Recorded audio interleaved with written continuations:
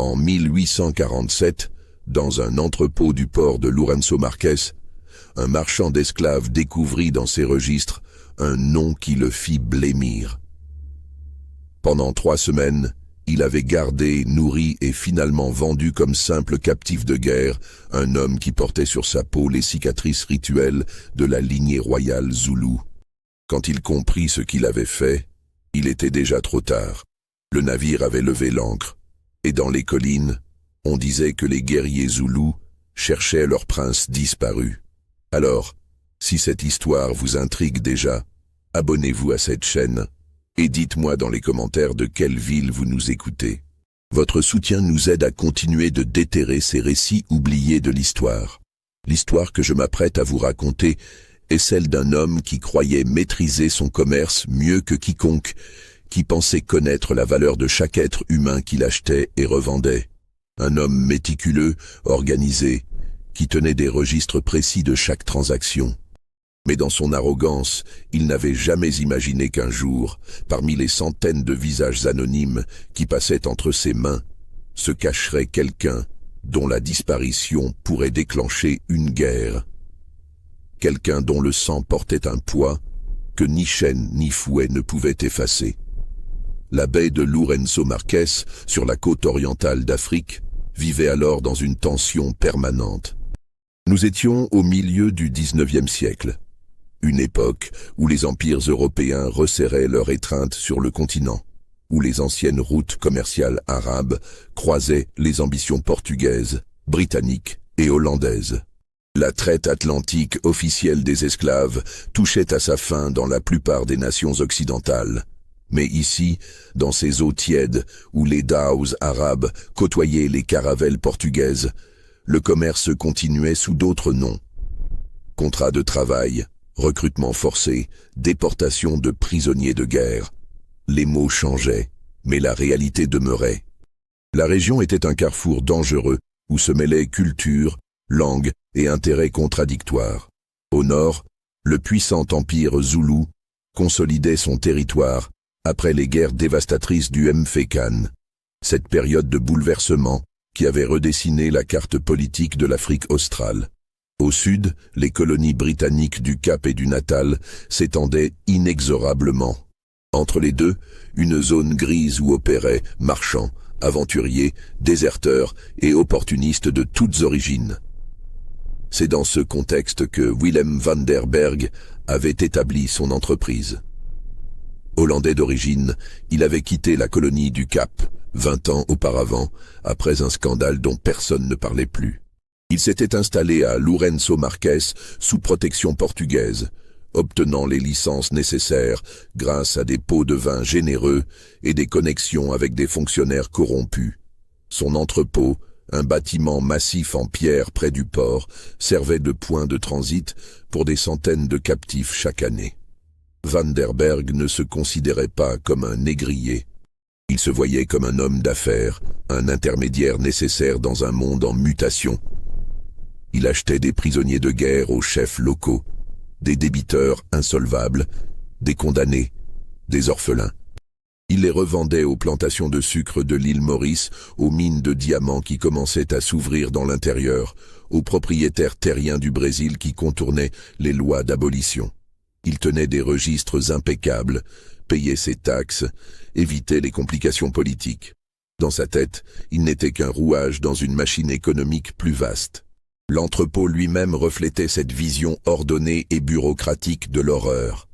Au rez-de-chaussée, une série de cellules où les captifs attendaient d'être examinés, évalués, vendus. À l'étage, les bureaux de Van der Berg, avec leurs registres soigneusement tenus, leurs contrats en plusieurs langues, leurs cartes maritimes indiquant les routes commerciales. Dans la cour intérieure, une forge où l'on fabriquait les chaînes, un puits, une cuisine où l'on préparait la bouillie de maïs et de manioc qui constituait l'unique repas quotidien des prisonniers. Van der Berg employait une quinzaine de personnes. Des gardes armés, pour la plupart des métis portugais et africains, des hommes durs qui ne posaient pas de questions. Un contremaître nommé João Santos, ancien soldat qui gérait les opérations quotidiennes avec une efficacité brutale. Un scribe, un certain Raoul, qui assistait Van der Berg dans la tenue des registres, et des informateurs, tout un réseau de contacts qui le tenait informé des opportunités d'achat, des mouvements de troupes, des rumeurs qui couraient dans l'arrière-pays. Chaque semaine, le mercredi, Van der Berg organisait une vente aux enchères réservée aux acheteurs réguliers, des planteurs, des capitaines de navires, des agents de compagnies minières. Les transactions se faisaient rapidement, professionnellement, avec des poignées de main et des signatures au bas de documents légaux. Personne ne parlait d'esclaves. On parlait de travailleurs sous contrat, de main-d'œuvre africaine, de déportés. Les euphémismes permettaient aux consciences de dormir tranquilles. L'homme qui dirigeait cette entreprise était méthodique jusqu'à l'obsession. La cinquantaine avancée, le visage buriné par le soleil africain, les cheveux grisonnants tirés en arrière, Van der Berg portait toujours des vêtements impeccables malgré la chaleur. Chemise blanche, gilet sombre, pantalon de toile. Il ne buvait pas, ne jouait pas aux cartes, ne fréquentait pas les tavernes du port. Il vivait seul dans une maison modeste près de l'entrepôt, consacrant chaque heure de veille à son commerce. Mais derrière cette façade d'ordre et de respectabilité, Van der Berg portait une anxiété sourde. Il savait que son activité dépendait d'un équilibre fragile. Trop d'attention des autorités britanniques et il pourrait se retrouver accusé de traite illégale. Trop de violence envers les captifs et des révoltes pouvaient éclater. Trop de négligence dans la sélection de ses produits et sa réputation pourrait souffrir. Il marchait sur une corde raide et il le savait. C'est cette anxiété qui le poussait à être si minutieux dans ses procédures. Chaque nouveau captif était examiné médicalement pour éviter d'introduire des maladies dans l'entrepôt. Chaque transaction était documentée avec nom, origine supposée, prix d'achat, prix de vente. Van der Berg conservait même des dessins approximatifs des marques tribales ou cicatrices distinctives, au cas où des questions se poseraient plus tard. Cette documentation, pensait-il, le protégeait. Elle prouvait qu'il opérait dans les règles, aussi sordides soient-elles. C'est au début du mois de mars 1847 qu'un groupe inhabituel arriva à l'entrepôt. Van der Berg l'attendait. Il avait été contacté 2 semaines auparavant par un intermédiaire, un certain Ferreira, qui lui avait parlé d'une opportunité exceptionnelle. Une bande de chasseurs d'esclaves portugais et africains avait capturé un groupe de guerriers zoulous lors d'un raid près de la frontière du Natal. 23 hommes, tous jeunes, tous en excellentes conditions physiques. Des spécimens de première qualité qui se vendraient au meilleur prix. Van der Berg avait accepté l'affaire après négociation. Le prix était élevé, mais justifié. Les guerriers zoulous avaient une réputation de force et d'endurance. Ils feraient d'excellents travailleurs dans les plantations ou les mines. Il avait payé d'avance comme l'exigeait Ferreira et attendu l'arrivée de la cargaison humaine. Quand les captifs furent amenés dans la cour de l'entrepôt, enchaînés et épuisés par plusieurs jours de marche forcée, Van der Berg les examina avec son œil professionnel habituel. Ils correspondaient à la description. Jeunes, musclés, portant les cicatrices et scarifications typiques des guerriers zoulous. Certains avaient des blessures récentes, mal soignées, qui témoignaient de leur capture violente. Tous affichaient une expression de défi et de rage contenue. Van der Berg nota particulièrement l'un d'entre eux, plus grand que les autres, la trentaine, avec une présence qui attirait naturellement le regard. Son corps portait des cicatrices rituelles plus élaborées que celles de ses compagnons. Des motifs géométriques sur les épaules, des lignes parallèles sur le torse.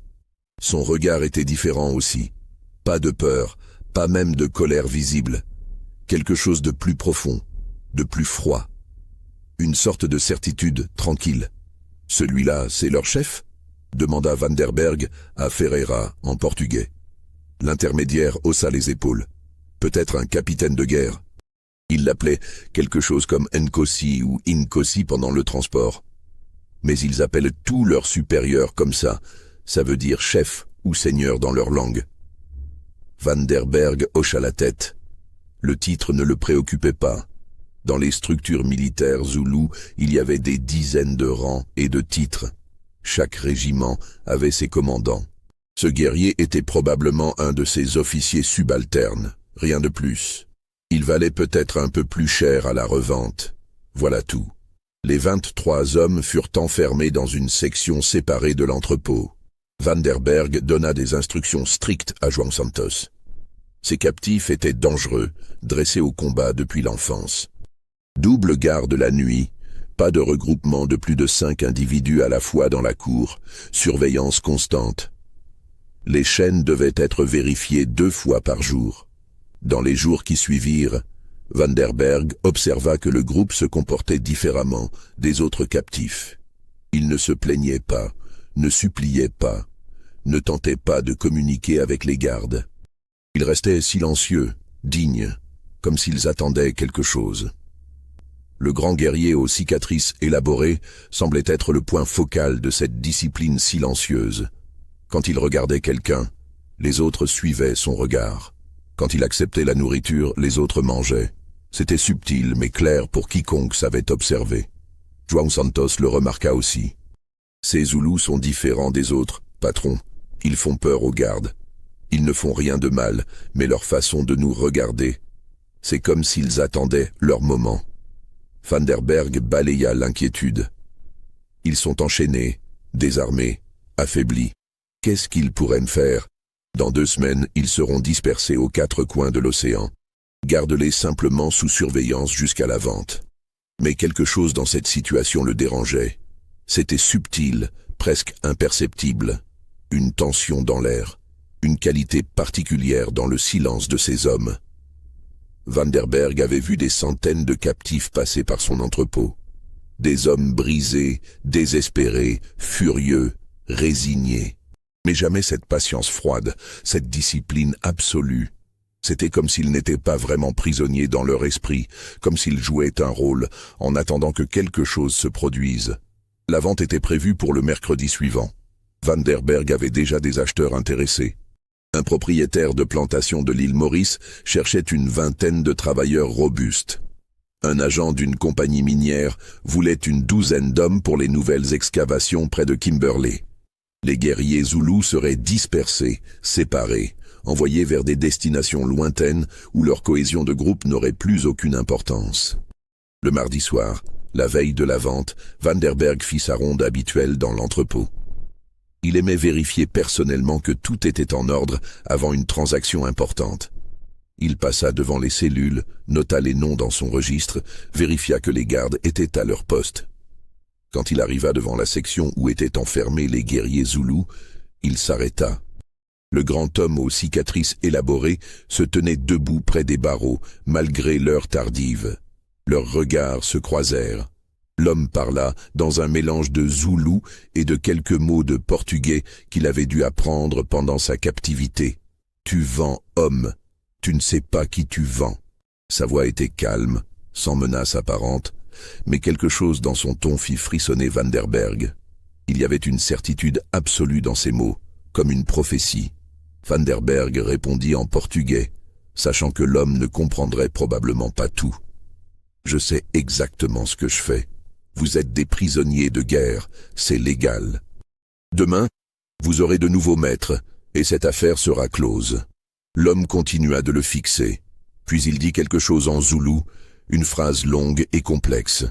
Vanderberg ne comprit rien, mais le ton était celui d'une déclaration formelle. Autour du grand guerrier, ses compagnons s'étaient levés et se tenaient immobiles, comme des témoins silencieux d'un moment important.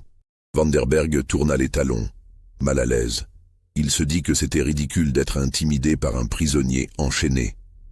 Mais en remontant vers son bureau, il ne put s'empêcher de ressentir une inquiétude sourde. Quelque chose n'allait pas, mais il ne savait pas quoi. Cette nuit-là, il eut du mal à dormir.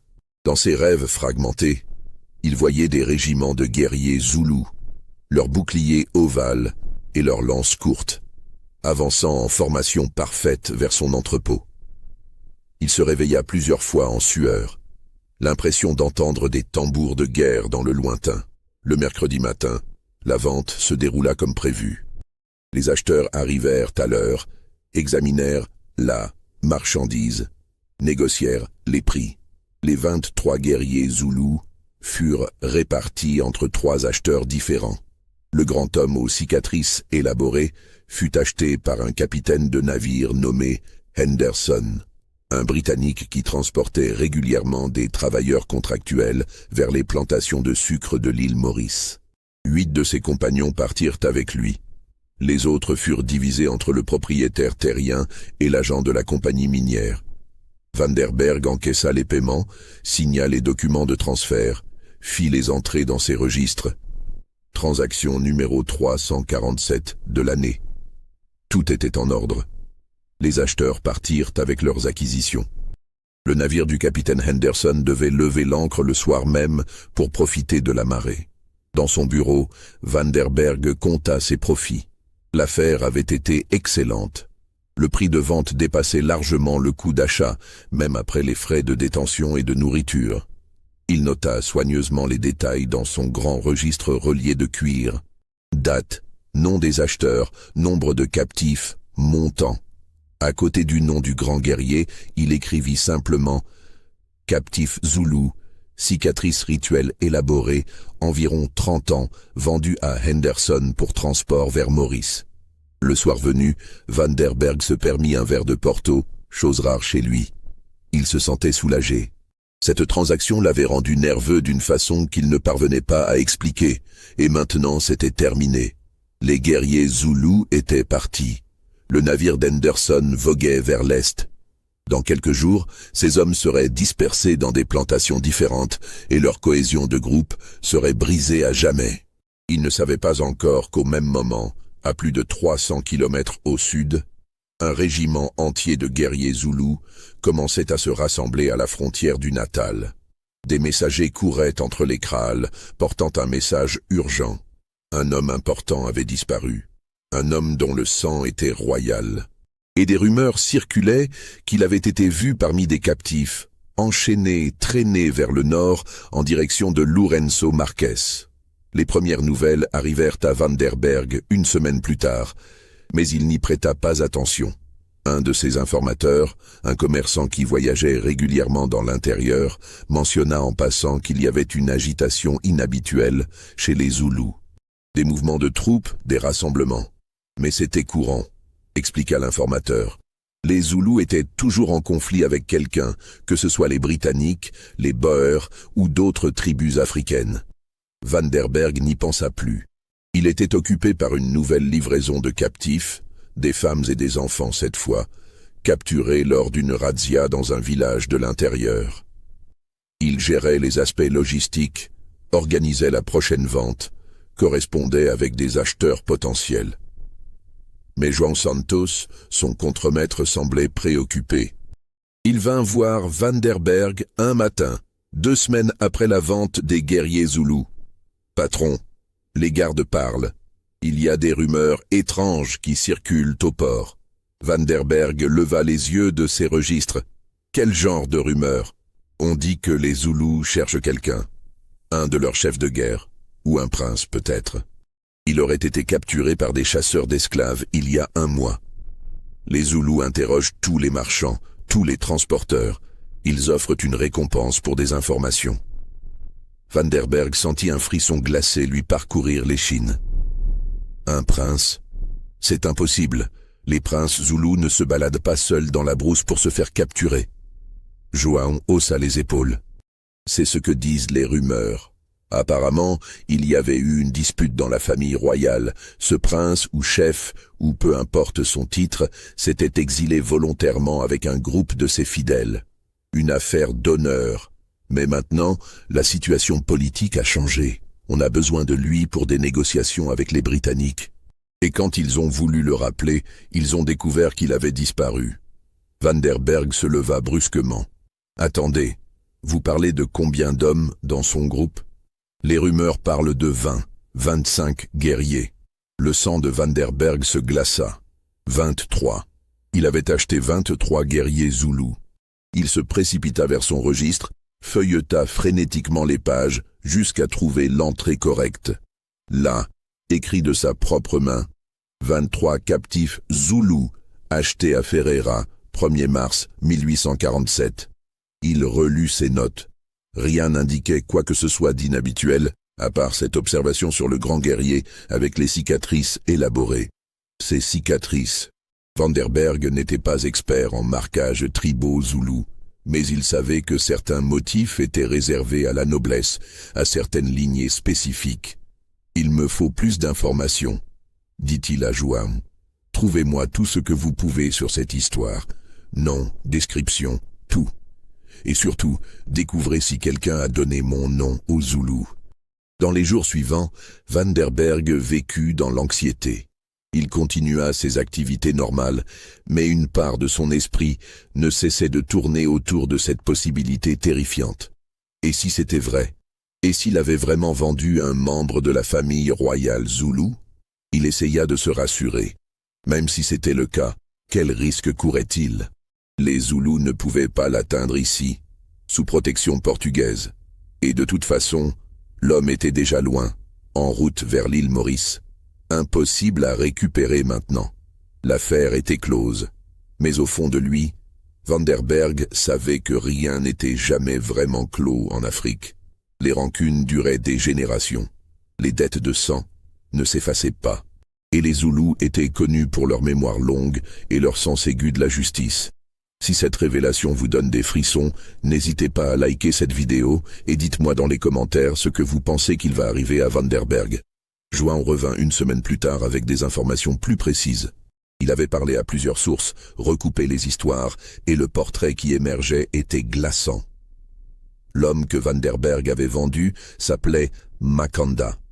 C'était un fils cadet du précédent roi Zoulou, un demi-frère du roi actuel.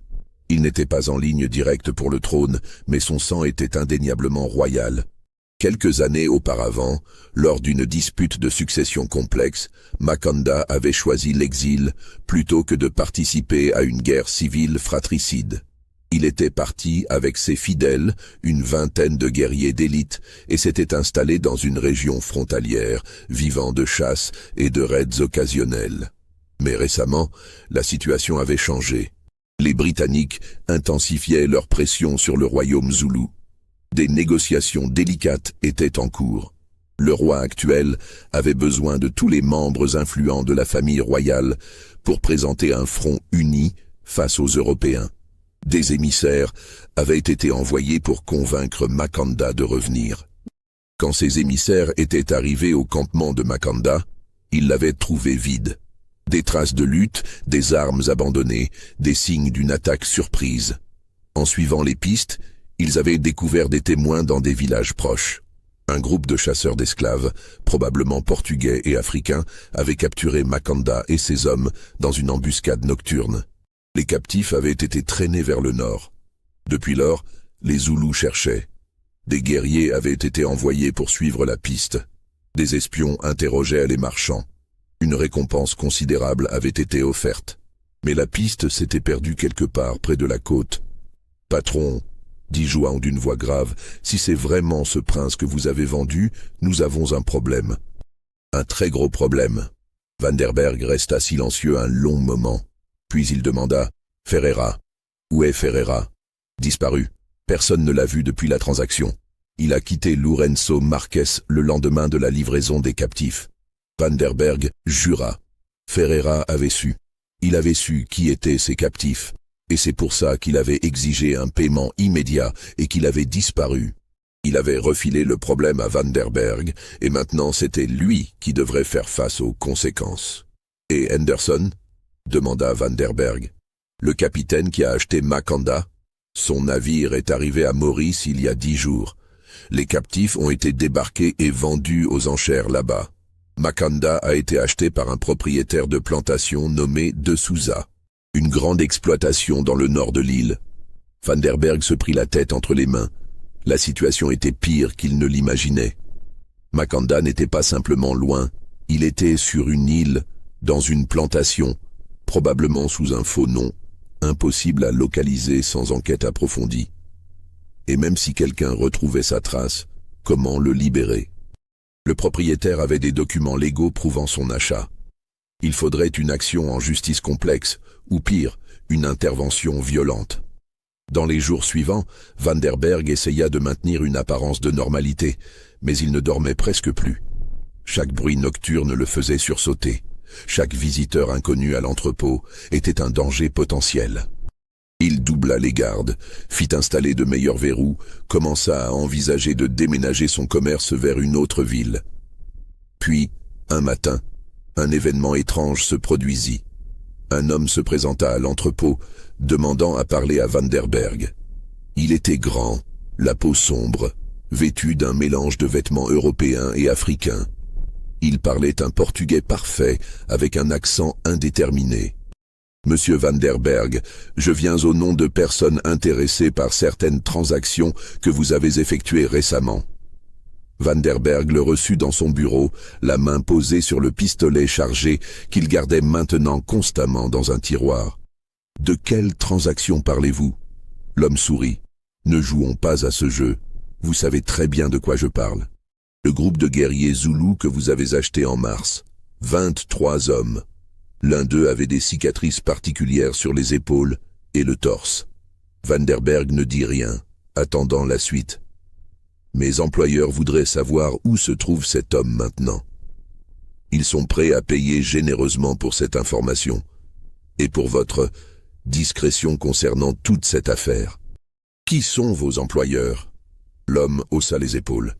« Des gens qui préfèrent rester anonymes, disons simplement qu'ils ont un intérêt personnel dans le bien-être de cet individu. » Vanderberg comprit immédiatement. C'était un agent, probablement au service du royaume zoulou, ou peut-être d'intermédiaires britanniques ou portugais qui jouaient leur propre jeu dans cette affaire. L'important était qu'ils offraient de l'argent et la promesse de discrétion. Vanderberg hésita. Il pouvait donner l'information, encaisser l'argent, et espérer que tout se règle sans qu'il soit davantage impliqué. Ou il pouvait mentir, nier, et espérer que l'affaire disparaisse d'elle-même. Cet homme a été vendu à un capitaine de navire britannique nommé Henderson. Le navire est parti pour l'île Maurice, je ne sais rien de plus. L'agent hocha la tête. Maurice. C'est un début. Avez-vous d'autres détails? Un nom de plantation? Un acheteur spécifique? Vanderberg secoua la tête. Henderson revendait ses captifs aux enchères à Maurice. Je n'ai aucun moyen de savoir qui les a achetés ensuite. C'était un mensonge. Vanderberg entretenait des contacts réguliers avec plusieurs marchands de Maurice. Il pourrait obtenir l'information s'il le voulait, mais quelque chose le retenait de trop en dire. L'agent déposa une bourse lourde sur le bureau. « Pour votre coopération jusqu'ici. Si vous apprenez quoi que ce soit d'autre, faites-le moi savoir. » Il laissa une adresse, un entrepôt près du port. Après son départ, Vanderberg ouvrit la bourse. De l'or. Beaucoup d'or. Plus qu'il ne gagnait en un mois de transactions normales. Mais cet argent avait un goût amer. C'était le prix de son implication dans une affaire qui le dépassait complètement. Dans les semaines qui suivirent, Vanderberg essaya d'obtenir discrètement plus d'informations sur le destin de Mackanda. Il écrivit à des contacts à Maurice sous des prétextes commerciaux, posant des questions apparemment innocentes sur les dernières ventes aux enchères, les nouveaux arrivages de travailleurs. Les réponses qu'il reçut le glacèrent. Oui, un lot de travailleurs zoulous était arrivé sur le navire d'Henderson début avril. Ils avaient été vendus rapidement car les Zoulous avaient une excellente réputation. Un grand homme avec des cicatrices distinctives avait été acheté par Armand de Souza, propriétaire d'une des plus grandes plantations de sucre de l'île. De Souza l'avait payé un prix élevé, car l'homme semblait fort et en bonne santé malgré le voyage. Mais il y avait autre chose. Plusieurs lettres mentionnaient des incidents sur la plantation de Souza. Rien de très clair, mais des rumeurs couraient. Un des nouveaux travailleurs zoulous causait des problèmes. Pas de rébellion ouverte, mais une attitude de défi, une influence sur les autres travailleurs. De Souza avait dû augmenter la surveillance, séparer certains captifs pour briser les alliances. Vanderberg comprit que Mackanda ne se soumettait pas. Même enchaîné, même réduit en esclavage, il conservait sa dignité, son autorité naturelle. C'était à la fois admirable et terrifiant. Un homme comme ça ne pouvait pas être brisé par la simple force. Il fallait le briser psychologiquement, spirituellement, ou alors il finirait par créer de vrais problèmes. En juillet 1847, 4 mois après la vente, Van der Berg reçut une nouvelle visite. Cette fois, ce n'était pas l'agent mystérieux, mais un officier britannique en uniforme, accompagné de 2 soldats. Le major Thornton, responsable des relations avec les tribus indigènes pour le gouvernement colonial du Natal, avait des questions.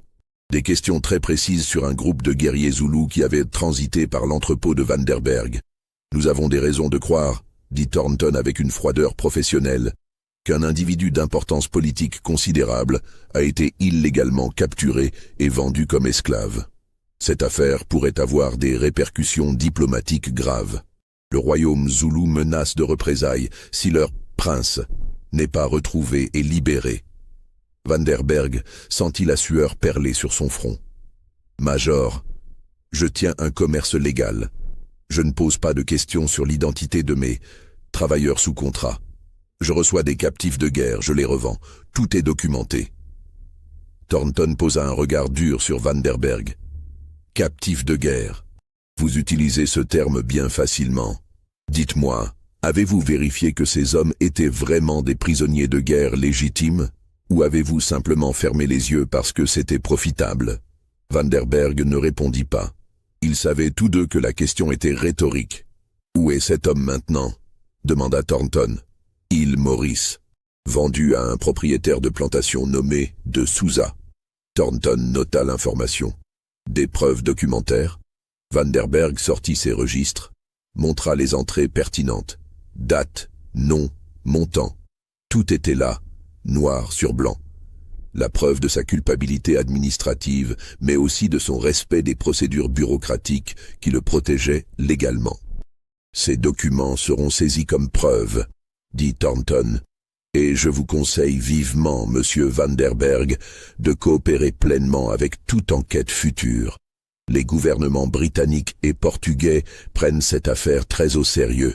Si ce prince zoulou meurt en captivité, ou si nous ne pouvons pas le localiser rapidement, les conséquences pourraient être graves pour tout le monde. » Après le départ des Britanniques, Van der Berg s'effondra dans son fauteuil. La situation était en train de lui échapper complètement. Ce qui avait commencé comme une simple transaction commerciale se transformait en incident diplomatique international. Les Zoulous voulaient leur prince, les Britanniques voulaient éviter une guerre. Les Portugais ne voulaient pas de problème avec les Britanniques. Et lui, Van der Berg, était coincé au milieu. Il comprit qu'il devait agir. S'il ne faisait rien, il deviendrait le bouc émissaire de toute cette affaire. On le blâmerait pour avoir créé une crise diplomatique. Son commerce serait détruit et peut-être même serait-il arrêté.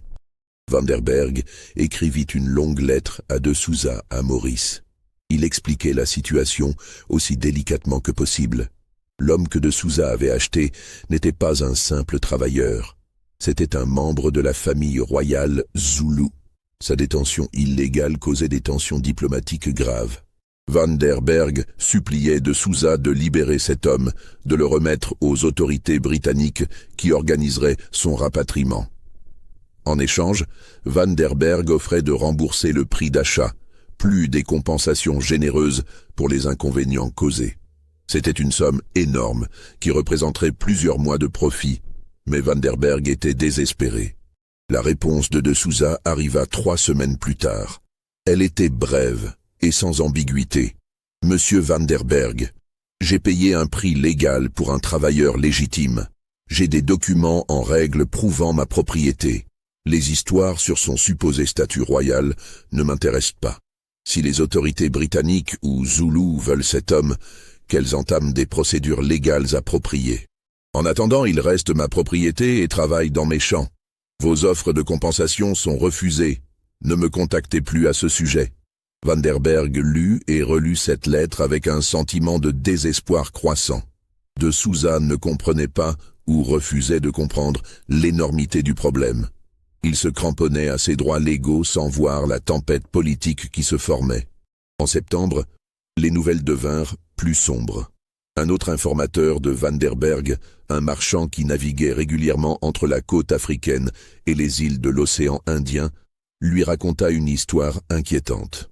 Il y avait eu un incident grave à la plantation de Souza. Un soir, plusieurs travailleurs avaient tenté de s'échapper. L'évasion avait été réprimée brutalement. 3 hommes avaient été abattus. Les autres, y compris le grand Zoulou aux cicatrices rituelles, avaient été fouettés publiquement comme avertissement. Mais ce n'était pas tout. Après les fouettages, alors que De Souza pensait avoir rétabli l'ordre, quelque chose d'étrange s'était produit. Le Zoulou, le dos encore sanglant des coups de fouet, s'était levé et avait parlé, pas en supplication ou en imprécation.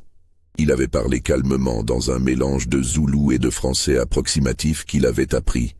Il avait dit son nom, Makandaka Senzanga Kona, fils de Senzanga Kona, de la lignée des rois Zoulous. Il avait décrit sa capture, son transport, sa vente, il avait nommé Vanderberg. Et il avait prononcé ce qui ressemblait à une malédiction ou une prophétie. Celui qui vend un roi mourra sans paix. Celui qui enchaîne un prince verra ses chaînes se refermer sur lui.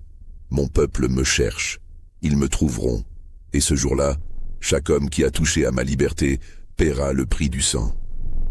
De Souza, selon le marchand, avait ri de ces paroles. Il avait traité Makanda de fou, de menteur, d'imposteur. Mais plusieurs témoins européens présents avaient été frappés par la dignité et la conviction de l'homme. Certains avaient commencé à se poser des questions. Et si c'était vrai, des lettres avaient été envoyées aux autorités coloniales de Maurice. Des enquêtes discrètes avaient commencé. Mais les bureaucraties coloniales étaient lentes et De Souza avait des connexions politiques qui compliquaient les choses. Vanderberg, en entendant ce récit, sentit le poids de la culpabilité s'abattre sur lui. Makanda souffrait.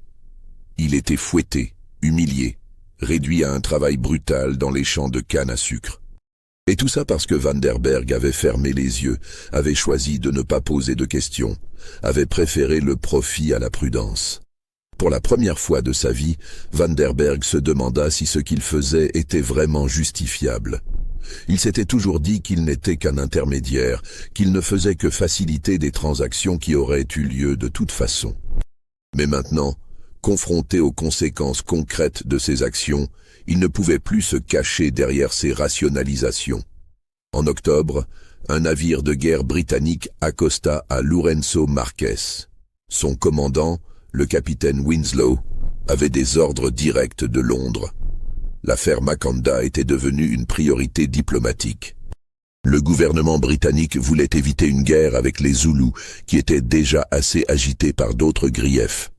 Si Makanda pouvait être localisé et libéré, cela démontrerait la bonne volonté britannique et faciliterait les négociations en cours. Winslow convoqua Vanderberg à bord de son navire. L'entretien fut brutal et sans détour. « Monsieur Vanderberg, vous êtes directement responsable de cette crise. Votre négligence, votre cupidité ont mis en danger les relations entre l'Empire britannique et une nation africaine puissante. Des gens pourraient mourir à cause de votre incompétence. » Vanderberg essaya de se défendre. « Je ne savais pas qui il était. Comment aurais-je pu savoir ?» Winslow le coupa. « Vous auriez dû savoir. C'est votre métier de savoir. » Les marques sur son corps, son comportement, l'attitude des autres captifs envers lui, tout indiquait qu'il n'était pas un prisonnier ordinaire. Mais vous n'avez rien voulu voir. « Que voulez-vous de moi maintenant ?» demanda Vanderberg défait. Maurice refuse de coopérer rapidement. De Souza insiste sur ses droits de propriété. La bureaucratie coloniale française sur l'île est lente et corrompue. Nous avons besoin d'un autre angle d'approche. Winslow se pencha en avant. Vous allez écrire une déclaration officielle, sous serment, admettant que vous avez vendu Makanda sans vérifier correctement son identité. Cette déclaration sera utilisée dans les procédures légales à Maurice pour forcer la libération. Mais cela me ruinera, protesta Vanderberg. J'admettrai publiquement une négligence grave. Plus personne ne voudra faire affaire avec moi. C'est le moindre de vos soucis, répondit Winslow froidement. Si Makanda meurt en captivité, ou si une guerre éclate à cause de cette affaire, je vous promets que vous serez jugé et condamné. Vous passerez le reste de votre vie en prison si vous avez de la chance. Si vous n'en avez pas, les Zoulous trouveront un moyen de vous atteindre et leur justice sera moins clémente que celle des tribunaux européens. Vanderberg n'avait pas le choix. Il écrivit la déclaration, la signa devant témoins. Chaque mot était une admission de sa culpabilité, de sa négligence, de son échec moral. Winslow partit avec le document, promettant que les procédures à Maurice seraient accélérées. Mais il avertit Vanderberg, « Ne quittez pas Lourenço Marques. Vous pourriez être convoqué pour témoigner. Et si vous disparaissez, je vous retrouverai. » Après le départ du navire britannique, Vanderberg resta seul dans son entrepôt. Pour la première fois depuis des années, il regarda vraiment autour de lui. Les cellules où tant d'êtres humains avaient été enfermés, les chaînes accrochées au mur, les marques de sang sur le sol qu'aucun nettoyage ne pouvait complètement effacer. Tout cela, il l'avait créé. Tout cela était le fruit de ses choix. João Santos le trouva assis dans son bureau, fixant le vide. « Patron, nous avons reçu un message. Les guerriers Zoulous sont à moins de 100 kilomètres de la frontière nord. Ils se déplacent vers la côte. » Vanderberg leva les yeux. « Combien sont-ils ? » Les rumeurs parlent de 50, peut-être 100 guerriers. Ce ne sont pas des soldats réguliers, ce sont des éclaireurs, des traqueurs. Ils cherchent quelque chose. Ou quelqu'un. Vanderberg comprit. Même si Makanda était à Maurice, les guerriers continuaient de chercher ceux qui étaient responsables de sa capture et de sa vente. Il voulait des noms. Il voulait des coupables. Et son nom à lui, Willem Vanderberg, était écrit dans les registres, murmuré dans les ports, connu de tous ceux qui avaient été impliqués dans cette transaction maudite. En novembre 1847, 8 mois après la vente fatale, plusieurs événements convergèrent simultanément. À Maurice, les pressions diplomatiques britanniques finirent par porter leurs fruits. Un juge colonial, sous pression directe du gouverneur, ordonna une enquête officielle sur le statut de l'homme connu sous le nom de travailleur numéro 87 sur la plantation de Sousa. Des témoins furent convoqués. Des experts en cultures africaines furent consultés. Les cicatrices rituelles de Makanda furent examinées et comparées avec des descriptions de marquages royaux zoulous. L'audience elle-même devint un événement marquant dans l'histoire coloniale de Maurice. Makanda fut amené au tribunal enchaîné, mais même dans cet état, sa présence imposait le respect. Plusieurs observateurs européens notèrent dans leurs journaux personnels qu'ils n'avaient jamais vu un homme captif porter ses chaînes avec une telle dignité. Quand on lui demanda de s'identifier, il le fit dans un français laborieux mais clair, récitant sa généalogie complète, remontant à 4 générations de rois zoulous. Un anthropologue britannique, convoqué comme témoin expert, examina les cicatrices et confirma qu'elles correspondaient exactement aux motifs rituels réservés aux fils de rois dans la tradition zoulou. Ces marques, expliqua-t-il au tribunal, étaient gravées lors de cérémonies sacrées et ne pouvaient être portées que par ceux de sang royal. Toute tentative d'imitation était punie de mort dans la société zoulou. Un imposteur n'aurait jamais osé porter de telles marques. De Sousa tenta désespérément de défendre sa position. Il produisit ses documents d'achat, argua qu'il avait agi de bonne foi, qu'il n'avait aucun moyen de savoir l'identité réelle de cet homme. Mais le juge fut inflexible. Le verdict fut sans appel. L'homme était bien qui il prétendait être. Makanda Ka Senzangakona, fils cadet de l'ancien roi Zoulou, demi-frère du roi actuel. Sa capture et sa vente constituaient un acte illégal, même selon les lois coloniales qui autorisaient l'esclavage sous certaines conditions.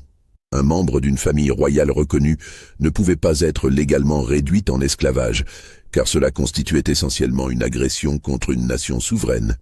De Sousa fut contraint de libérer Makanda immédiatement et de payer une amende considérable au gouvernement colonial. Mais ce qui frappa le plus les observateurs, ce fut le moment où les chaînes de Makanda furent retirées. Il se leva lentement, massa ses poignets marqués par des mois de fer, et regarda de Sousa directement dans les yeux. Il ne dit rien, mais son silence parlait plus fort que n'importe quelle parole. De Sousa, selon plusieurs témoignages, devint livide et quitta la salle d'audience en tremblant. Makanda fut remis aux autorités britanniques qui organisèrent son rapatriement vers le territoire zoulou avec tous les honneurs dus à son rang. On lui fournit des vêtements dignes, de la nourriture décente, des quartiers confortables pendant qu'on préparait son voyage de retour. Des officiels britanniques vinrent lui présenter leurs excuses officielles pour l'outrage qu'il avait subi.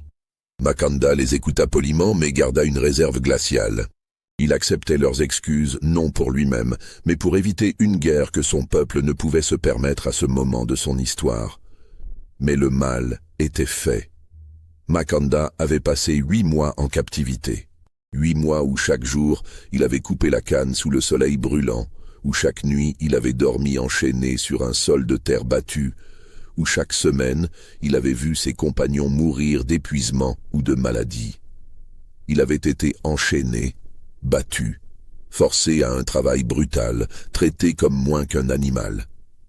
Les cicatrices physiques guériraient avec le temps. Les marques du fouet sur son dos s'estomperaient, mais les cicatrices psychologiques resteraient gravées dans son âme pour toujours. Et avec lui, quand il rentrerait chez lui, il emporterait une histoire d'humiliation et d'injustice qui résonnerait à travers tout le royaume zoulou pendant des décennies. À Lourenço Marques, Vanderberg vivait dans une anxiété permanente qui rongeait sa santé et sa raison. Il dormait peu, sursautait au moindre bruit, voyait des menaces dans chaque ombre. Les guerriers zoulous continuaient de se rapprocher. Chaque semaine apportait de nouvelles inquiétantes. Les informateurs rapportaient qu'ils avaient interrogé plusieurs marchands avec une efficacité brutale. Qu'ils avaient retrouvé la trace de Ferreira quelque part dans l'intérieur, près de la frontière du Natal. Le corps de Ferreira avait été découvert par des voyageurs une semaine plus tard, attaché à un arbre dans la brousse. Il portait des marques de torture méthodiques. Ses doigts avaient été brisés un par un. Ses yeux avaient été crevés. Avant de mourir dans son agonie, il avait manifestement parlé, donné des noms, révélé tout ce qu'il savait sur la capture et la vente de Makanda. Les guerriers zoulous ne tuaient pas par plaisir sadique, mais ils avaient des méthodes pour extraire la vérité de ceux qui avaient offensé leur prince. Le nom de Vanderberg devait être gravé dans leur mémoire maintenant, prononcé par les lèvres sanglantes de Ferreira avant sa mort.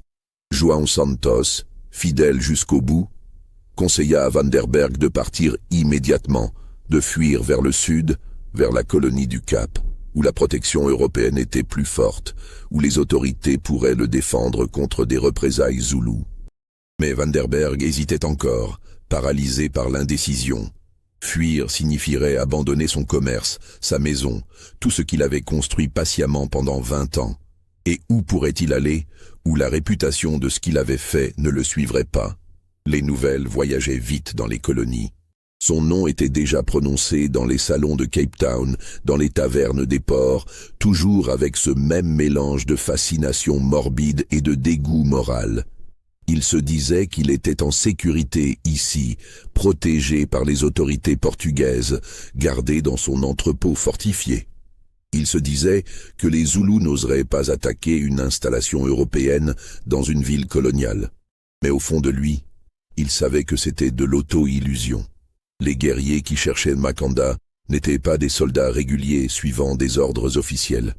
C'étaient des hommes liés par le sang et l'honneur, prêts à mourir pour venger leur prince. Les frontières coloniales et les protections diplomatiques ne signifiaient rien pour eux. La décision fut prise pour lui une nuit de la mi-novembre, sous un ciel sans lune. Vanderberg fut réveillé par des bruits dans la rue. D'abord des cris en portugais, des voix de gardes portugais qui patrouillaient le quartier du port, puis des coups de feu, puis un silence terrible, plus effrayant que n'importe quel bruit. Il se précipita à sa fenêtre et vit des flammes s'élever de son entrepôt. Pas un incendie accidentel, mais un feu délibéré, alimenté à plusieurs endroits simultanément pour assurer une destruction totale. Dans la lueur orange et dansante, il aperçut des silhouettes qui se déplaçaient avec une coordination militaire parfaite. Des hommes grands, la peau luisante de sueur dans la chaleur du brasier, se déplaçant avec une grâce mortelle. Guerriers zoulous, Vanderberg sentit son sang se glacer. Ils étaient venus. Après des mois de traque patiente, ils avaient enfin trouvé l'endroit et l'homme qu'ils cherchaient. Il compta au moins une douzaine de silhouettes, peut-être plus, se déplaçant autour de l'entrepôt en flammes, comme des danseurs exécutant un rituel ancien. Il s'habilla en hâte, de mains tremblantes, saisit son pistolet chargé et la bourse d'or qu'il gardait toujours près de son lit pour les urgences, et sortit dans la nuit par la porte arrière de sa maison. L'air était épais de fumée et de l'odeur âcre du bois brûlé. L'entrepôt brûlait de manière spectaculaire, les flammes montant à plus de 10 mètres de hauteur, projetant des ombres dansantes sur les bâtiments voisins. Les gardes qu'il employait étaient tous morts, tués efficacement et silencieusement avant que l'alarme puisse être donnée. Leurs corps gisaient dans des positions grotesques, gorges tranchées d'un seul coup précis. Vanderberg reconnut João Santos parmi les morts, son contremaître fidèle qui avait essayé de le protéger jusqu'au bout. Une vague de culpabilité le submergea, mais il n'avait pas le temps de s'attarder. Il courut vers le port, espérant trouver un bateau, n'importe quel bateau prêt à partir immédiatement. Ses poumons brûlaient, son cœur battait si fort qu'il croyait qu'il allait exploser. Derrière lui, il entendait les guerriers qui ne le poursuivaient pas directement encore, mais qui détruisaient systématiquement tout ce qui portait son nom, tous les registres, tous les documents qui prouvèrent son existence et son commerce. Le port était à moitié endormi à cette heure. Quelques marins ivres titubaient sur les quais. Un navire marchand portugais était amarré, apparemment prêt à lever l'ancre avec la marée du matin. Vanderberg courut vers la passerelle, haletant, et héla le capitaine. « Je dois partir. Maintenant. Cette nuit. » Le capitaine, un homme rude nommé Mendes, le regarda avec suspicion. « Nous partons à l'aube, pas avant. Nous attendons la marée. »« Je paierai le double. Le triple. » Vanderberg sortit sa bourse d'or, la vida sur le pont. Les pièces roulèrent et tintèrent dans la nuit. Mendes vit la lueur des flammes dans le quartier de l'entrepôt, entendit les cris lointains, comprit qu'il y avait des ennuis graves, mais l'or brillait tentant dans la lumière de la lanterne. « Monte, mais nous partons dans 1 heure au plus tôt. » Impossible de naviguer maintenant, la sortie du port est trop dangereuse sans lumière. Vanderberg monta à bord, se cacha dans une cabine, le pistolet chargé posé sur ses genoux. L'heure d'attente fut la plus longue de sa vie. Chaque minute semblait une éternité. Il entendait l'équipage s'activer sur le pont, préparant le départ dans l'urgence. Il entendait aussi, porté par le vent, les sons de destruction qui continuaient dans son quartier. Finalement, le navire commença à bouger, se détachant lentement du quai. Vanderberg monta sur le pont, incapable de rester enfermé plus longtemps. Dans les premières lueurs grises de l'aube, il se retourna pour regarder Lourenço Marques une dernière fois. Son entrepôt n'était plus qu'un squelette noirci, des poutres fumantes s'effondrant sur elles-mêmes. Sa maison aussi avait été incendiée. 20 ans de travail, réduits en cendres et en ruines. Mais plus que cela, c'était sa vie entière qui brûlait. Sa réputation, son identité, son sens de qui il était, tout était consumé dans ces flammes. Sur le quai, il aperçut une dernière image qui le hanterait pour toujours. Un groupe de silhouettes se tenait immobile, regardant le navire s'éloigner. Même à cette distance, il pouvait sentir le poids de leur regard, la patience froide de leur rage. Ils ne l'avaient pas attrapé cette nuit, mais leur message était clair. Ils savaient qui il était, ils savaient où il allait, et leur mémoire était longue. Le navire quitta le port, alors que le soleil se levait sur l'horizon. Vanderberg resta sur le pont, regardant Lourenço Marques disparaître dans la brume matinale. Il savait qu'il ne reviendrait jamais. Et il savait aussi que peu importe où il irait, une partie de lui resterait toujours là-bas, brûlant éternellement dans les flammes de ses propres actions. Vanderberg atteignit la colonie du Cap en décembre 1847. Le voyage avait duré 2 semaines, 2 semaines pendant lesquelles il n'avait presque pas dormi, sursautant au moindre bruit sur le navire, convaincu que d'une manière ou d'une autre, les guerriers zoulous le trouveraient même en mer. Il débarqua un homme brisé, vieilli de 10 ans en quelques mois, les cheveux devenus presque complètement blancs, les mains tremblant constamment.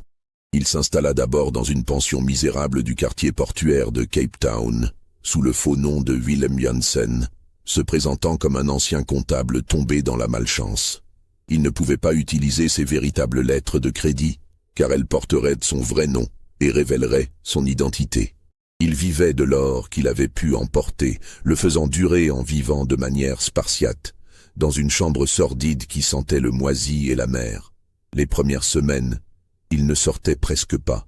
Il restait assis à sa fenêtre, regardant la rue, guettant des silhouettes qui pourraient être des guerriers zoulous déguisés. Chaque homme grand à la peau sombre le faisait paniquer. Il sursautait quand on frappait à sa porte. Il dormait avec son pistolet sous l'oreiller, et même ainsi, il faisait des cauchemars terribles. Dans ses rêves, il voyait Makanda debout dans les flammes de l'entrepôt, le regardant avec ce calme terrifiant, répétant encore et encore « Celui qui vend un roi mourra sans paix ». Mais le passé le hantait de manière plus concrète aussi. Il apprit par des journaux qui circulaient dans les colonies que Makanda avait été libéré et rapatrié avec honneur. Les Britanniques avaient organisé une cérémonie diplomatique élaborée à Durban, où Makanda avait été officiellement rendu à son peuple. Le gouverneur britannique lui-même avait présenté des excuses publiques. Les journaux décrivaient Makanda comme digne et réservé, acceptant les excuses avec la grâce d'un véritable prince. L'incident avait été officiellement clos, les relations diplomatiques préservées. Mais pour Van der Berg, rien n'était clos. Les guerriers qui avaient brûlé son entrepôt n'avaient pas été envoyés par le roi ou par des autorités officielles. C'étaient des fidèles de Makanda, des hommes qui lui avaient juré loyauté personnelle, agissant de leur propre initiative pour venger l'honneur de leur prince. Ces hommes n'obéissaient pas aux traités diplomatiques ou aux décisions politiques. Ils suivaient un code plus ancien, plus absolu. Et ces hommes avaient une mémoire qui durait des générations. Après quelques mois, quand son or commença à manquer dangereusement, Van der Berg fut contraint de chercher du travail. Il trouva un emploi comme comptable dans un petit commerce de textile, loin du monde des négociants et des affaires maritimes, où son vrai nom aurait pu être reconnu. Il travaillait des heures longues pour un salaire médiocre, vivant dans une pauvreté relative qui aurait été impensable quelques mois auparavant quand il était un marchand prospère. Il déménagea plusieurs fois au cours des années suivantes, changeant de nom à chaque fois, passant de Willem Janssen à Peter Decker à Hendrik Bosman. Chaque fois qu'il commençait à se sentir un peu plus en sécurité, qu'il commençait à croire que peut-être il avait échappé à son passé, quelque chose se produisait qui ravivait sa peur. Une fois, il croisa dans la rue un homme qui ressemblait à un des gardes qui avait travaillé pour lui à Lourenço Marques. L'homme ne le reconnut pas, ou fit semblant de ne pas le reconnaître, mais Van der Berg paniqua et quitta immédiatement la ville, abandonnant son emploi et ses maigres possessions. Une autre fois, il entendit dans une taverne des marins discuter de rumeurs selon lesquelles des vengeurs zoulous traqueraient toujours certains marchands impliqués dans l'affaire du prince captif. Les histoires étaient probablement exagérées, embellies par l'alcool et l'amour du sensationnel, mais elles suffirent à terrifier Van der Berg. Il ne dormit pas pendant 3 nuits, convaincu que chaque bruit nocturne annonçait l'arrivée de ses poursuivants. Il ne reprit jamais le commerce des esclaves, bien sûr. L'idée même lui était devenue physiquement répugnante. Parfois, dans ces nuits d'insomnie, il revoyait tous les visages des centaines, peut-être des milliers de personnes qui avaient transité par son entrepôt au fil des années. Tous ces êtres humains, réduits à des entrées dans un registre, à des prix sur un contrat. Il voyait leurs yeux, entendait leurs pleurs étouffés, sentait le poids de leur désespoir. Et parmi tous ces visages, celui de Makanda se détachait toujours, calme et certain, le regardant avec un jugement silencieux. Il essaya une fois d'écrire une lettre à Makanda. Une tentative pathétique de s'excuser, d'expliquer, de demander peut-être un pardon qu'il savait ne pas mériter. Il passa des heures à rédiger cette lettre, la réécrivant encore et encore, cherchant les mots justes. Mais finalement, Il la déchira et la jeta dans le feu. Que pourrait-il dire? Comment pourrait-on s'excuser d'avoir réduit un prince en esclavage? Certaines actions étaient au-delà de toute rédemption possible. En 1853, 6 ans après les événements qui avaient détruit sa vie, Vanderberg vivait dans une petite pension à l'extérieur de Cape Town, dans un village côtier dont il a déjà oublié le nom. Il travaillait comme clerc pour un avocat local, un travail monotone qui consistait à recopier des documents légaux pendant des heures. Il avait 60 ans, mais en paraissait 20 de plus. Ses cheveux étaient complètement blancs, son visage creusé de rides profondes, ses mains tremblant constamment d'un tremblement nerveux qu'aucun médecin ne pouvait soigner. Les années de stress et d'anxiété constantes avaient rongé sa santé. Il souffrait de palpitations cardiaques fréquentes, d'insomnie chronique, de douleurs thoraciques qui le laissaient parfois haletant et incapable de bouger. Les médecins qu'il consultait lui prescrivaient du repos, de l'air frais, moins de soucis. Mais comment pouvait-il se reposer quand chaque nuit apportait les mêmes cauchemars? Comment pouvait-il arrêter de s'inquiéter quand il savait que quelque part des hommes se souvenaient de ce qu'il avait fait? Le 23 novembre 1853, exactement 6 ans après la nuit où son entrepôt avait brûlé, Vanderberg rentra dans sa chambre après une journée de travail épuisante. Il se sentait particulièrement fatigué ce soir-là, une fatigue qui semblait venir de ses os mêmes. Il prépara un maigre dîner, essaya de lire un journal à la lumière d'une chandelle, mais les mots dansaient devant ses yeux. Il se coucha tôt, espérant pour une fois trouver un sommeil paisible. Mais vers minuit, il fut réveillé par un bruit dans sa chambre. Quelqu'un avait ouvert sa porte, malgré le verrou qu'il vérifiait toujours 3 fois avant de se coucher. Dans l'obscurité, il distingua une silhouette. Un homme grand, se déplaçant avec une grâce silencieuse qui lui était terriblement familière. Vanderberg voulut crier, saisir son pistolet, mais une paralysie étrange s'était emparée de lui. Son cœur battait si fort qu'il croyait qu'il allait exploser dans sa poitrine. L'homme s'approcha et alluma la chandelle près du lit. Dans la lumière tremblante, Vanderberg vit son visage. C'était Makanda. 6 ans plus tard, le prince Zoulou se tenait dans sa chambre. Il portait des vêtements de voyage européens, mais autour de son cou pendaient des colliers de perles traditionnels zoulous. Son visage était plus marqué qu'avant, des rides profondes encadrant sa bouche et ses yeux, mais ses yeux eux-mêmes n'avaient pas changé. Ce même regard calme, patient, certain. « Tu m'as reconnu ?» dit Makanda en français, avec un accent mais clairement. « Bien. Je voulais que tu saches qui j'étais. » Vanderberg essaya de parler, mais aucun son ne sortit de sa gorge. Makanda s'assit calmement sur l'unique chaise de la chambre, comme s'il rendait une visite sociale ordinaire. « J'ai été libéré il y a presque 6 ans. J'ai repris ma place parmi mon peuple. J'ai aidé à négocier avec les Britanniques, à protéger mon royaume contre leurs ambitions. Ma vie a continué. » Il fit une pause, son regard ne quittant jamais celui de Vanderberg. « Mais je n'ai jamais oublié. Les 8 mois que j'ai passés dans les champs de canne à sucre, les coups de fouet, les chaînes, l'humiliation de voir mon peuple réduit à de la marchandise. Et je n'ai jamais oublié ton nom, Willem Vanderberg. » Vanderberg trouva finalement sa voix, à peine un murmure. « Je ne savais pas qui vous étiez. » Makanda hocha la tête, lentement. « Non, tu ne savais pas. Mais aurais-tu agi différemment si tu l'avais su?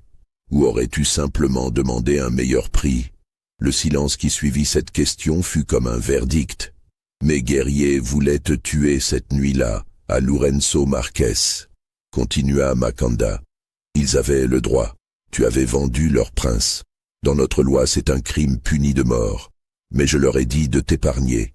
Sais-tu pourquoi? » Vanderberg secoua la tête, incapable de parler. « Parce que je voulais que tu vives avec ce que tu avais fait. La mort aurait été trop rapide, trop miséricordieuse. Je voulais que tu passes le reste de tes jours à regarder par-dessus ton épaule, à sursauter à chaque ombre, à te demander quand ta dette serait réclamée. Et c'est ce que tu as fait, n'est-ce pas? » Makanda se leva, s'approcha du lit. Vanderberg sentit son cœur s'emballer encore plus, la douleur dans sa poitrine devenant insupportable. « Je ne vais pas te tuer, Willem van der Berg, je ne vais même pas te toucher. Mais je voulais que tu saches que je suis venu, que je t'ai trouvé, que malgré tous tes changements de nom, tous tes déménagements, toutes tes précautions, tu ne pouvais pas échapper. Un homme ne peut pas échapper à ce qu'il a fait. » Il se dirigea vers la porte, puis se retourna une dernière fois. « Dors maintenant si tu peux. Ton cœur ne tiendra plus très longtemps de toute façon. Je le vois. Tu meurs déjà de ta propre peur et de ta propre culpabilité. C'est une justice plus parfaite que tout ce que je pourrais t'infliger. » Il sortit aussi silencieusement qu'il était entré, fermant la porte derrière lui. Van der Berg resta allongé dans son lit, fixant le plafond, la douleur dans sa poitrine se propageant dans son bras gauche. Il savait ce que cela signifiait. Son cœur était en train de céder, mais étrangement il ne ressentait plus de peur. Seulement une fatigue immense, un soulagement presque. C'était fini. La fuite perpétuelle, l'angoisse constante, tout cela touchait à sa fin. Il ferma les yeux. Sa dernière pensée fut pour tous ces visages dans son entrepôt, toutes ces vies qu'il avait brisées. Il se demanda si quelque part, dans quelque concept de justice universelle, il y aurait un endroit où il devrait répondre de ses actes. Il espérait presque qu'il y en ait un. Le matin suivant, la propriétaire de la pension le trouva mort dans son lit. Le médecin qui examina le corps nota dans son rapport: défaillance cardiaque, probablement causée par épuisement nerveux chronique et stress prolongé. Le sujet présentait tous les signes d'une anxiété pathologique de longue durée. Mais la propriétaire, quand on l'interrogea, mentionna quelque chose d'étrange. La veille au soir, elle avait vu un homme grand, à la peau sombre, élégamment vêtu, entrer dans la pension. Il avait demandé quelle chambre occupait Monsieur Bosman. Elle lui avait indiqué, supposant qu'il s'agissait d'un ami ou d'un associé. L'homme était resté environ 1 heure, puis était reparti sans un mot. Le lendemain matin, Monsieur Bosman était mort. Y avait-il un lien? Les autorités coloniales ne virent aucune raison de mener une enquête approfondie. Un homme sans importance, vivant sous un faux nom, mort de cause apparemment naturelle. Rien qui mérite une attention particulière dans une colonie où les gens mouraient tous les jours pour 1000 raisons différentes. Son corps fut enterré dans un cimetière anonyme à la périphérie de la ville, sous le nom de Hendrik Bosman. Aucune pierre tombale ne fut placée. Aucune cérémonie ne fut organisée. Quelques collègues de travail assistèrent à l'enterrement par obligation sociale, mais aucun ne pleura. Comment aurait-on pu pleurer un homme que personne ne connaissait vraiment? Le vrai Willem van der Berg disparut ainsi de l'histoire, emportant avec lui ses secrets et sa culpabilité. Les autorités ne firent jamais le lien entre le respectable marchand de Lourenço Marques et le clerc solitaire mort dans l'obscurité à Cape Town. Quant à Makanda, il retourna dans son royaume et vécut encore 23 ans après sa libération. Il devint un conseiller important et respecté pour son demi-frère le roi, jouant un rôle crucial dans les négociations complexes avec les puissances coloniales britanniques pendant les années turbulentes qui précédèrent les guerres anglo-zoulous. Ces mois en captivité lui avaient donné une compréhension unique de la mentalité européenne, de leurs forces, mais surtout de leurs faiblesses, de leur hypocrisie morale et de leurs divisions internes. Cette connaissance, payée au prix de tant de souffrances, servit bien son peuple dans les décennies qui suivirent. Mais il ne parla jamais publiquement de son expérience comme esclave. C'était un secret qu'il gardait jalousement, partagé seulement avec ses guerriers les plus fidèles et avec quelques membres de sa famille proche. Il laissa les rumeurs et les légendes se développer autour de cette période sombre de sa vie, sachant que parfois, le mystère était plus puissant que la vérité complète. Certains disaient qu'il avait pardonné à ses ravisseurs, suivant les traditions de réconciliation et d'Ubuntu de sa culture. D'autres murmuraient qu'il avait personnellement traqué chaque homme impliqué dans sa capture et sa vente, exécutant une vengeance silencieuse et méthodique qui ne laissait aucune trace. La vérité, comme souvent dans l'histoire, restait ambiguë, cachée derrière des couches de secrets et de légendes. Mais ceux qui connaissaient Makanda personnellement disaient qu'après son retour, il y avait quelque chose de changé en lui. Une dureté nouvelle dans son regard quand il traitait avec les Européens. Une détermination froide dans sa voix quand il parlait de protéger l'indépendance de son peuple. L'humiliation qu'il avait subie ne l'avait pas brisé. Elle l'avait trempé, comme on trempe l'acier dans le feu, le rendant plus fort, mais aussi moins flexible, moins disposé au compromis. Les registres de Vanderberg, ceux qui avaient échappé aux flammes de son entrepôt, furent saisis par les autorités britanniques lors de leur enquête initiale. Ils furent déposés dans des archives coloniales à Londres, où ils dorment encore aujourd'hui dans des boîtes poussiéreuses rarement consultées. Ces documents constituent un témoignage détaillé et glaçant d'un commerce qui réduisait des êtres humains à des lignes dans un grand livre comptable, à des prix et des dates de transaction.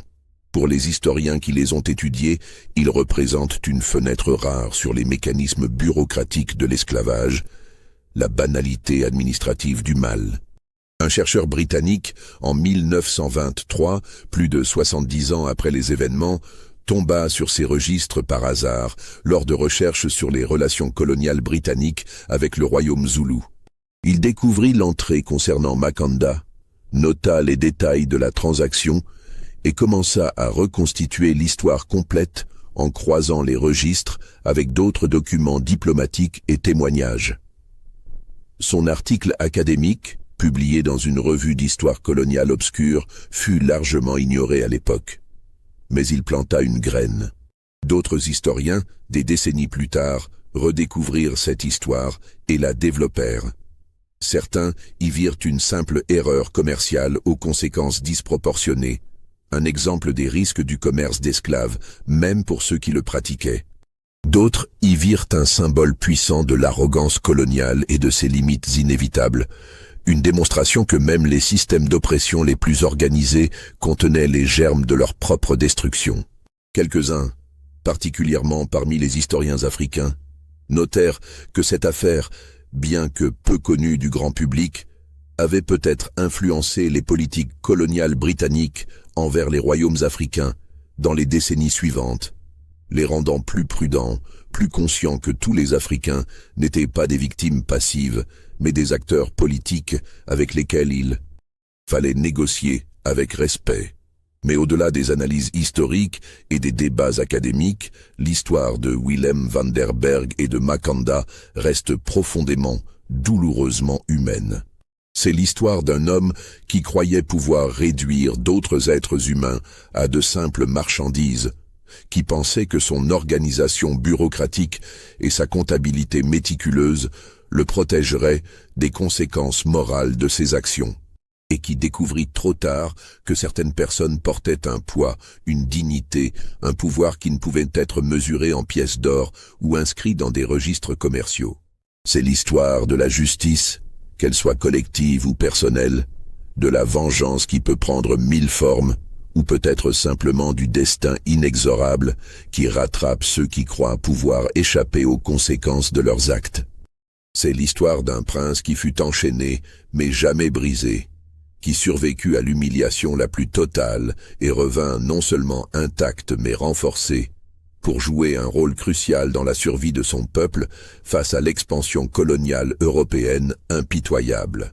Et c'est aussi l'histoire des milliers d'autres captifs qui passèrent par l'entrepôt de Vanderberg, dont les noms ne furent jamais écrits dans les journaux, dont les souffrances ne déclenchèrent jamais d'incidents diplomatiques, dont les destins furent brisés dans l'anonymat et l'oubli. Chacun d'eux avait une histoire, une famille, une vie qui avait de la valeur et du sens. Mais seul Makanda, par l'accident de sa naissance royale, eut la chance d'être remarqué, recherché, libéré. Les autres restèrent dans les ombres de l'histoire, leur voix étouffée par le temps et l'indifférence. Dans les villages zoulous, encore aujourd'hui, on raconte parfois l'histoire de Makanda, le prince qui fut vendu comme esclave et qui revint.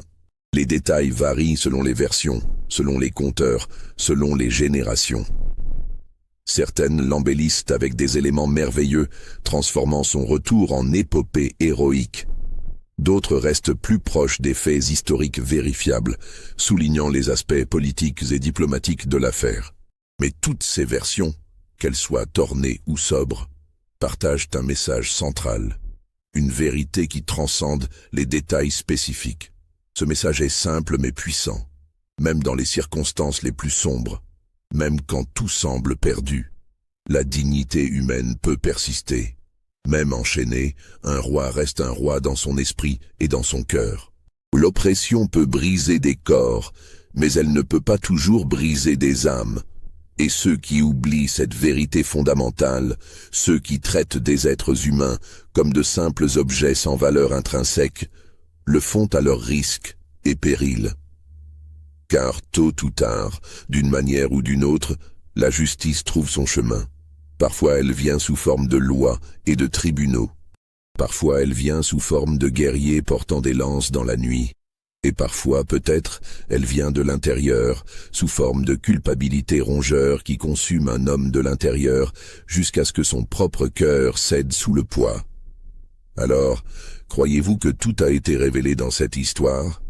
Pensez-vous que Van der Berg est mort de cause naturelle, épuisé par sa propre peur et sa culpabilité? Ou croyez-vous que Makanda a eu sa revanche finale d'une manière que les médecins coloniaux n'auraient jamais pu comprendre ou détecter? La justice était-elle celle des tribunaux européens ou celle plus ancienne et plus mystérieuse des traditions africaines? Dites-le moi dans les commentaires ci-dessous. Si cette histoire vous a captivé, si elle vous a donné des frissons et vous a fait réfléchir sur les actions et leurs conséquences, n'oubliez pas de vous abonner à la chaîne et de la partager avec ceux qui, comme vous, sont fascinés par ces récits sombres et troublants, tirés des recoins oubliés de l'histoire. Car parfois, la vérité est plus terrifiante, plus complexe et plus profondément inquiétante que n'importe quelle fiction que nous pourrions inventer.